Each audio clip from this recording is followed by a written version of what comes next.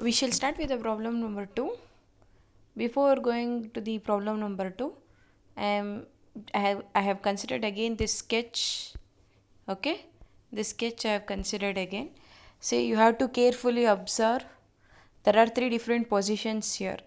So this you can see with this white color dot gesture. So this is the overall dimension, that is width of the block, and from here to here it is depth. Okay, so this line is depth overall. Okay, width and depth. Next, that is shaded area, whatever you are saying, 2y naught height and 2y naught width.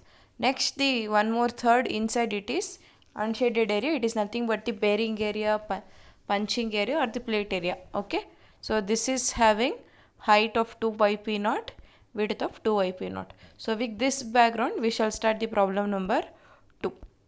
Okay, the problem number 2 is this one. The end block of a post tensioned PSC member is 550 by 550 mm. 4 cables, each made up of 7 wires of 12 mm diameter strands and carrying a force of 1000 kilonewton, are anchored by plate anchorages 150 by 150 mm, located with their centers at 125 mm from the edges of the end block. The cable duct is 50 mm diameter. The 28-day cube strength of the concrete, it is 45 Newton per mm square. The cube strength of the concrete FC is 25 Newton per mm square. Permissible bearing stress behind anchorages should conform with IS 1343. The characteristic yield stress is mild steel anchorage reinforcement. It is 260 Newton per mm square. Design suitable anchorages for the end. Okay, so I have told you. First we shall write the plate dimension. The plate dimension, it is 150 m50. So here it is shown plate anchorages.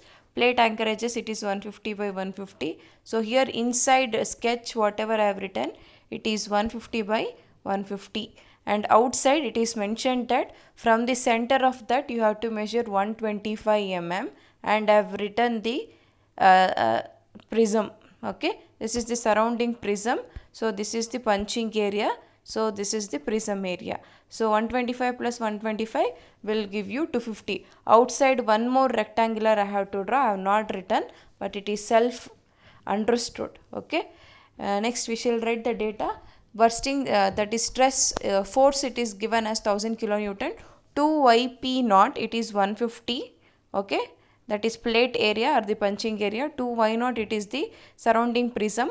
125 plus 125 will give you 250, and distribution ratio 2yp naught divided by y naught, you will get it as 0.6. Okay, next inside this cable duct is also provided. So how do we calculate the cable duct area? Pi d square by 4, you have got it as 2000 mm square. Net area of the surrounding prism also you have to calculate. So how do we calculate the net area when there is an opening? Naturally you will deduct the area of the cable, that is 125 plus 125, it is 250 square, minus 2000 is nothing but the area of the cable duct. Okay, so next we have to calculate what is the average stress. Sigma is equal to P by A. P is given 1000 kilonewton divided by 60500, you will get the average compressive stress as 16.5 Newton per mm square. Next, see, there is a clause mentioned in the IS 1343 regarding bearing stresses. Okay, so bearing stress is given by 0.48 FCI root of ABR divided by A punching. So ABR is nothing but the bearing area, APUN is nothing but the punching area, or 0.8 FCI, whichever is smaller.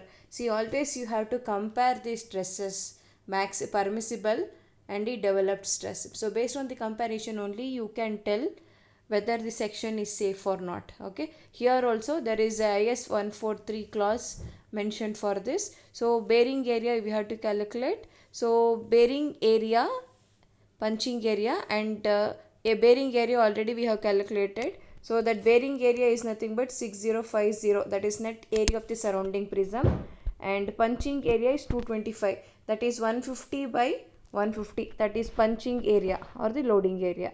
Okay, find out the ratio of that, you will get 2.7. Then bearing stress equation 0.8 into FCI into root of 2.7. FCI is mentioned as 25.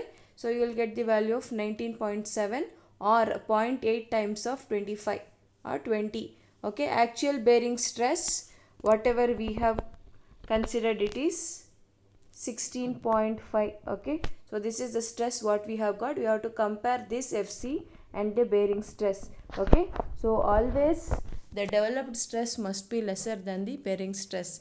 Okay, 16.5 is lesser than 20 Newton per mm square. It is safe. Next, bursting tension FBST is given by Pk into 0.32 minus 0.2 into Yp naught by Y naught. Substitute everything, you will get the bursting force. Based on the bursting force, use 10 mm die of the bar.